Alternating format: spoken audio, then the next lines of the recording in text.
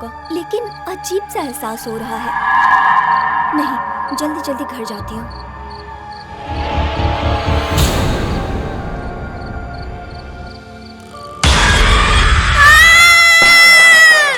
माँ, सुहानी की आवाज है ना? हाँ, लगता तो वैसा ही है। चलो तो चलकर देखें।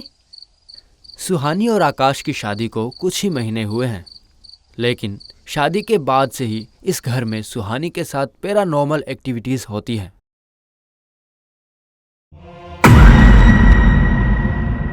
शायद आंखों का धोखा था, ऐसा ही होगा।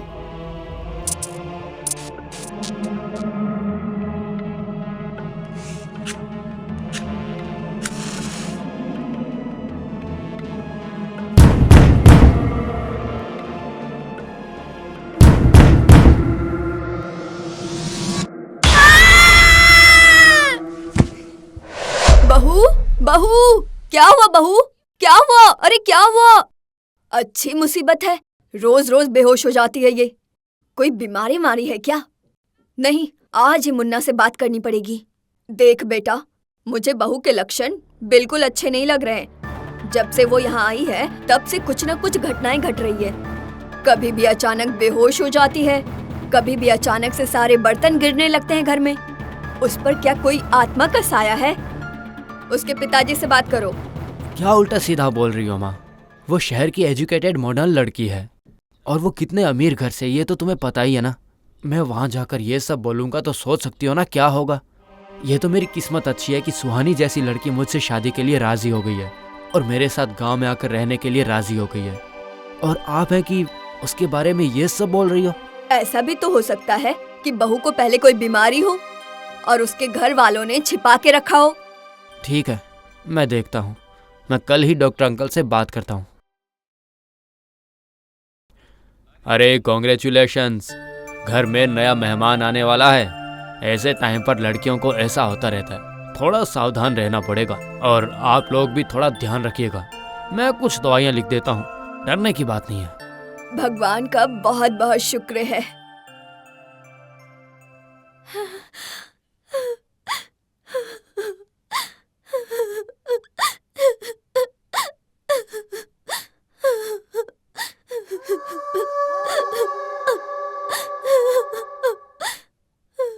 कौन कौन रो रहा है यहाँ पर? ऐसा लग रहा है रोने की आवाज तालाब से आ रही है।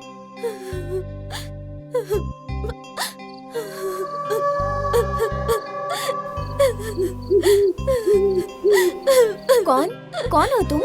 इतनी रात में यहाँ बैठकर क्यों रो रही हो? मैं एक अभागी हूँ। अपने दुख की वजह से यहाँ रो रही हूँ मैं। तुम डरो मत मुझसे। क्या दुख है तुम्हें? वो बहुत लंबी कहानी है।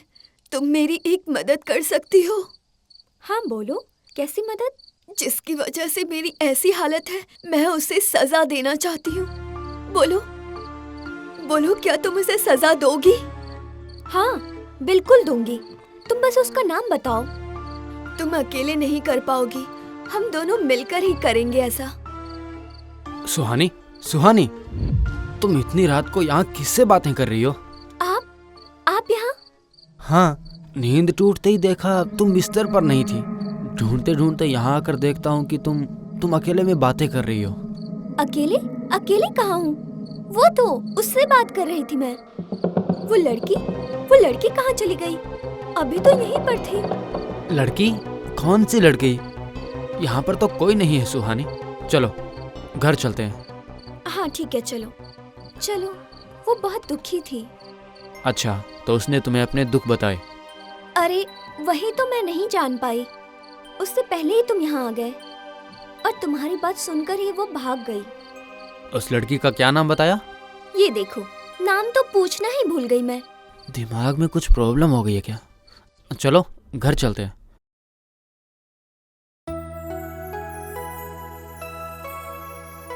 माँ, मैं चलता हूँ। तुम्हारी बहू नहीं दिख रही है। बहू तो रसोई में है। बेटा, तुमसे कुछ बात करनी है। क्या बात? बोल रही हूँ, बहू के तौर तरीके अच्छे नहीं लगते मुझे। वो पता है, अकेले में किसी से बात करती है। मैंने भी नोटिस किया है माँ। देखते हैं, किसी साइकाइट्रिस्ट से बात करके देखता हूँ मैं। अरे ये सब किसी डॉक्टर का काम नहीं है, तुम किसी तांत्रिक के पास लेकर जाओ। मैं एक साधु बाबा को जानती हूँ। उफ माँ, तुम भी ना। मेरी ही किस्मत फूटी है। महारानी तबीयत खराब के नाम पर आराम कर रही है और मैं यहाँ काम करती करती मर रही हूँ। मन करता है खाने में जहर मिला दूं। कैसा जहर माँ? जैसा आपने रूपा के खाने में मिलाया था। कौन कौन? ये सब क्या बोल रही हो तुम बहू? कौन बहू? अच्छे से देखो, मैं रूपा हूँ। बड़ी बहू? नहीं नहीं नहीं, ये नहीं हो सकता। नहीं, बिल्कुल नहीं हो सकता।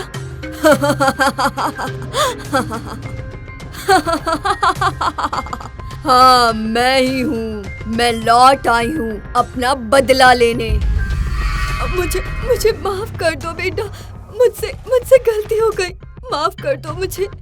मैं तुम्हें मारना नहीं चाहती थी। मुझे माफ कर दो। माफ माफ कर दो। क्या गलती थी मेरी? लड़की पैदा होना पाप है? बोलो, आज तो तुम्हें मरना ही होगा, मरना होगा।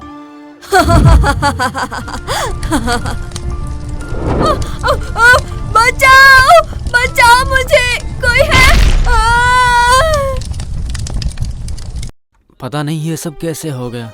हाँ, और मैं भी तो उस दिन बेहोश हो गई थी। मुझे कुछ भी याद नहीं। अच्छा, ये रूपा कौन है? रूपा?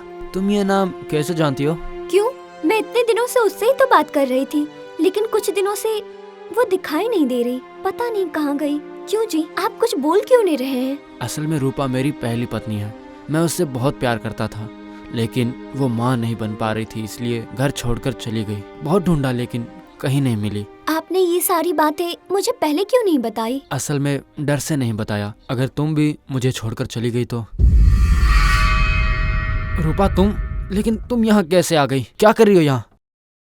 हाँ जी, मैं हूँ। मैं अब कहीं भी जा सकती हूँ।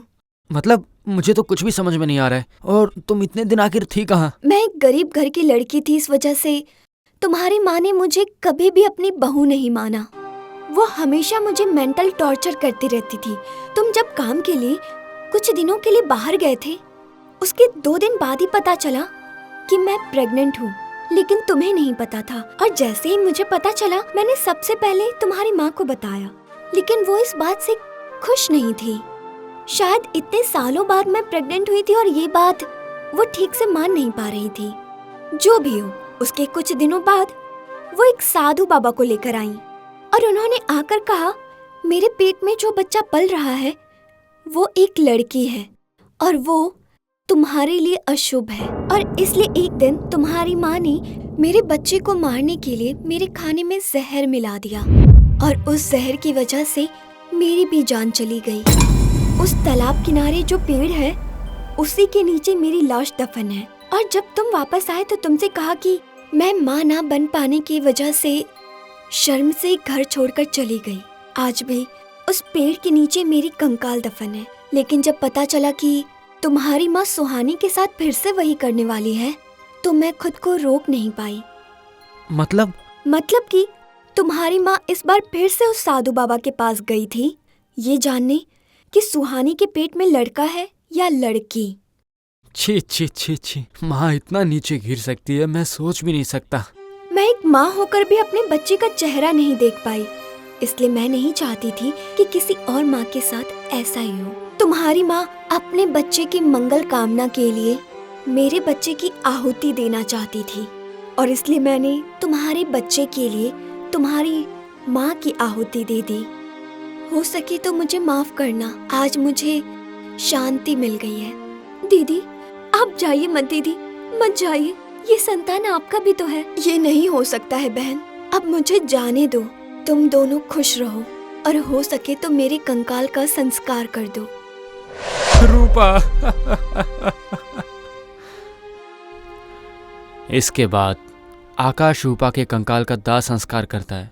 कुछ महीने बाद उनके घर एक प्यारी सी बेटी होती है। वो दोनों मिलकर उसका नाम रखते हैं रूपा।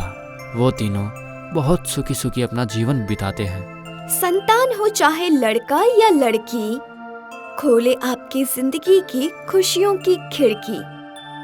जन्म से पहले लिंग जांच, ये है प्रेम का अपमान। अगर दुनिया में नहीं चाहिए भेदभाव, तो बंद हो ऐसा अपराध।